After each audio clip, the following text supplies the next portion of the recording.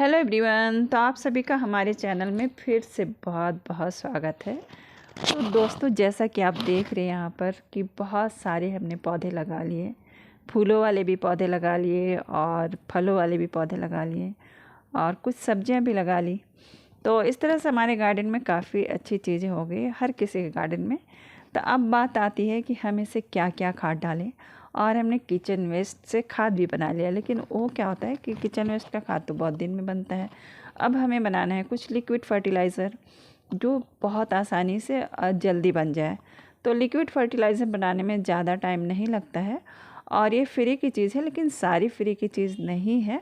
और जब हम गार्डनिंग करते हैं तो थोड़ा सा तो खर्च करना ही पड़ता है, तो हमें सारी चीज़ें तो फ्री की नहीं मिलेगी।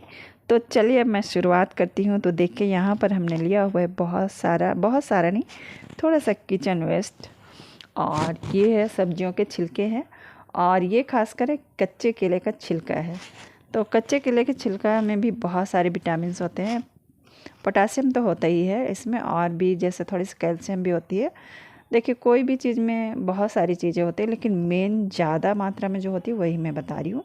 उसके बाद देखिए यहाँ पर अंडे के छिलके हैं, तो इसमें कैल्शियम भी होता है, तो ये भी है। किसी में पोटेशियम है, किसी में कुछ है, किसी में कुछ है, इस तरह से।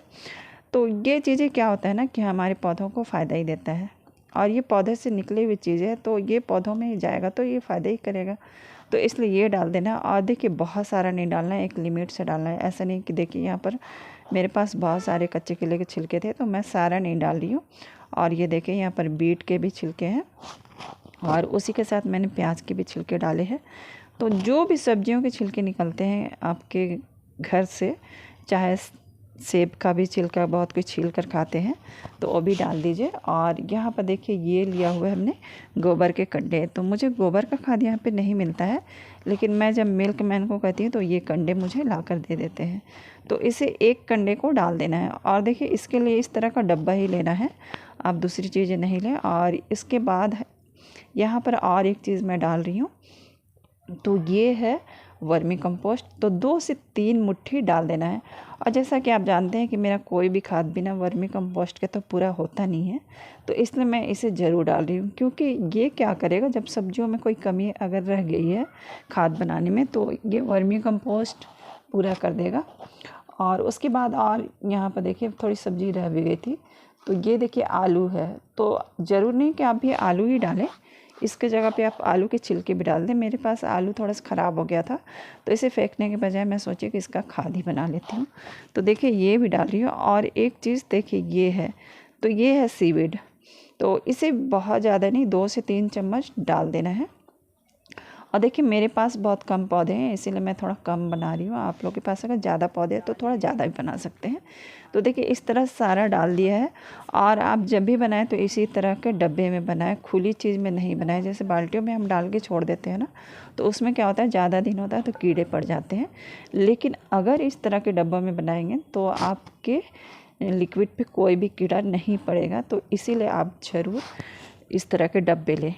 और इसमें भर देना है पानी, आप जितना चाहें ऊपर तक भी भर सकते हैं, या 3-4 जग डालकर छोड़ देना है। और देखिएगा ये एकदम बहुत ही पावरफुल खाद बनकर तैयार होगा, लिक्विड। और इसे क्या करना है अभी मैं आगे बताऊंगी। तो देखिए इस तरह से हो गया, और इसे कसकर डब्बे के ढक्कन को लगा देना है और हल्की हल्की हिला दे।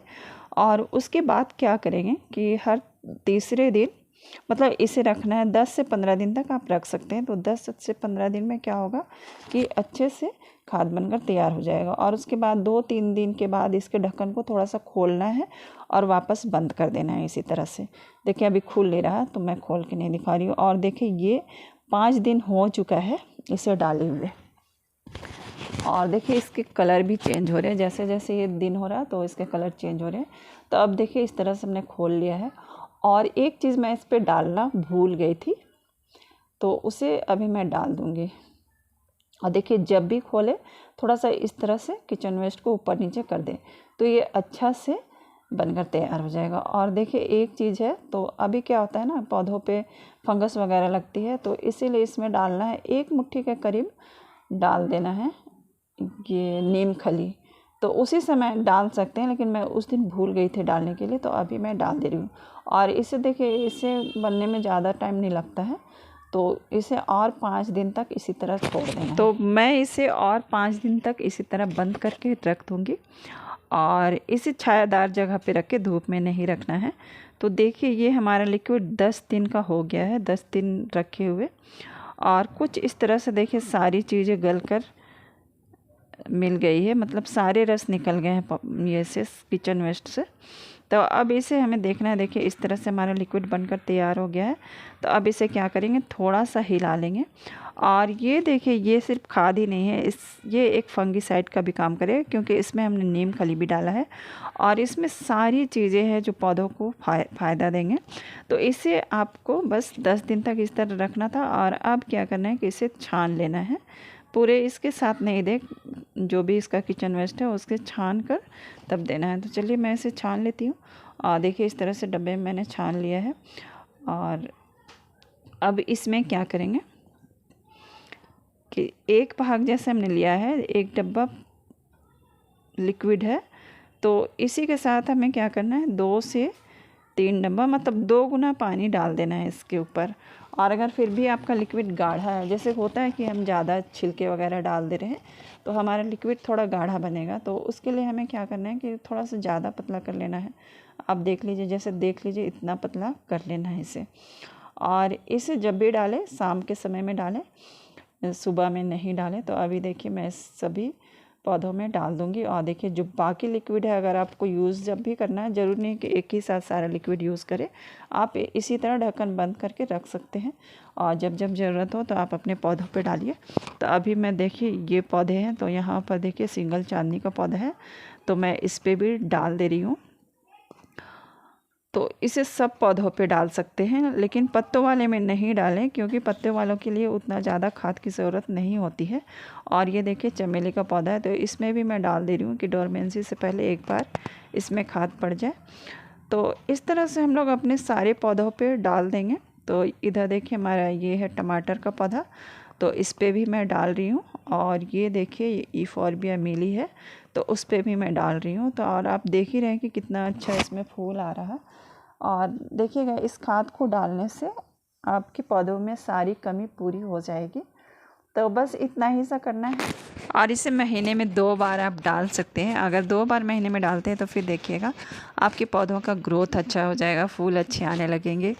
तो इस तरह से आप जब डालें। और एक चीज़ मैं बताना चाहूँगी, इसे कोलियस में नहीं डालना है, आप पत्तों वाले में नहीं डालना है, सिर्फ फूलों वाले में डालिएगा और सब्जियों वाले में, क्योंकि उसके उनमें मतलब पत्तों वाले पौधों में ज़्यादा खाद की ज़रूरत नहीं होती है। तो बस इतनी छोटी सी जानकारी थी आज के लिए, इतना ही दोस्तों। फिर मिलते हैं दूसरी वीडियो में, तब तक के लिए बाय। और अगर वीडियो अच्छी लगे तो एक लाइक ज़रूर करिएगा और हो सके तो अपने घरों में भी एक पौधा जड़ लगाइएगा। Thank you.